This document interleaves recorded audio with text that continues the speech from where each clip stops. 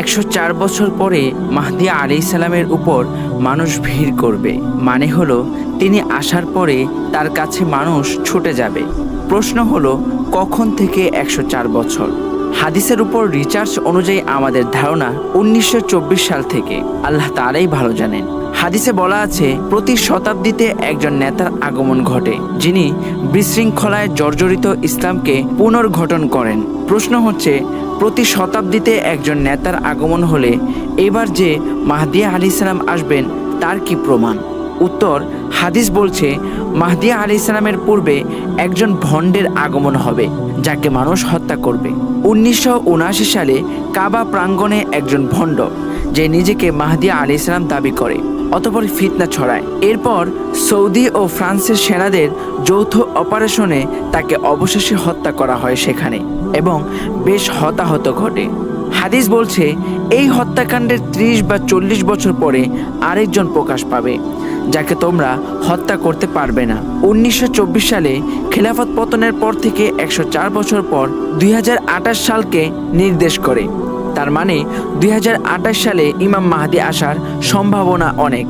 আল্লাহ তাআলাই ভালো জানেন। আরেকটা কথা, যদি 2028 সালে ইমাম মাহদী আলাইহিস সালামের আগমন ঘটে, তাহলে ইতিমধ্যে তার জন্ম হয়ে গেছে এবং প্রায় 40 বছর বয়সে তিনি আত্মপ্রকাশ করবেন রোজার মাসে।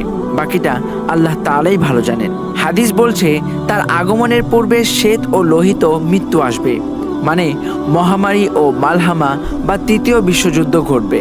ব্যাপার হলো 2021 সাল থেকে পৃথিবীতে যুদ্ধ বিদ্রোহ বেড়ে যাচ্ছে এবং শেষ হবে তৃতীয় বিশ্বযুদ্ধের মাধ্যমে। হাদিসে বলা আছে 7 মাস আকাশ ধোঁয়ায় আচ্ছন্ন থাকবে, অতঃপর সব ঠিকঠাক হবে। 7 মাস কি ঘটবে? অবশ্যই পারমাণবিক যুদ্ধ হবে, যে কারণে সূর্যের আলো পৃথিবীতে পৌঁছাতে পারবে না। আলো না এলে ফসল হবে না, রোগে আরো মানুষ মারা যাবে, সমস্ত জীবজন্তু ধ্বংস হবে আল্লাহর নির্বাচিত প্রাণীরা ছাড়া। তাইওয়ান ইস্যুতে চীন বা আমেরিকা কেউ ছাড় দেবে না। পরিস্থিতি জটিল থেকে জটিলতর হচ্ছে। তুরস্ক ইউরোপীয় ইউনিয়নের সাথে বিশাল ঝামেলায় জড়িয়েছে। পরিস্থিতি মোটেই ভালো না।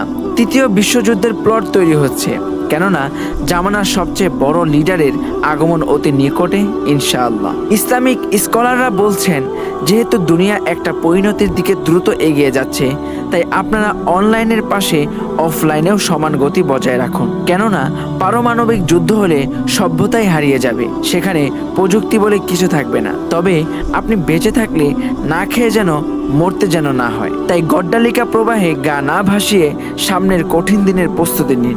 মনে রাখবেন, দূরদর্শীরাই চিরকাল টিকে গেছে, সেখানে আয়নার মতো সবই জানা রয়েছে আমাদের, তাই ভুল করা চলবে না। সুপ্রিয় দর্শক, এই ছিল আমাদের আজকের ভিডিও। যদি ভিডিওটি ভালো লাগে একটি লাইক করবে, একটি কমেন্ট করে জানাবে কেমন হয়েছে, আর তোমাদের বন্ধুদের কাছে ভিডিওটি শেয়ার করবে, আর চ্যানেলটি অবশ্যই সাবস্ক্রাইব করবে। আজকের মতো ভিডিওটি এখানেই শেষ করছি। পরবর্তী ভিডিওতে আবার দেখা হচ্ছে। আল্লাহ হাফেজ।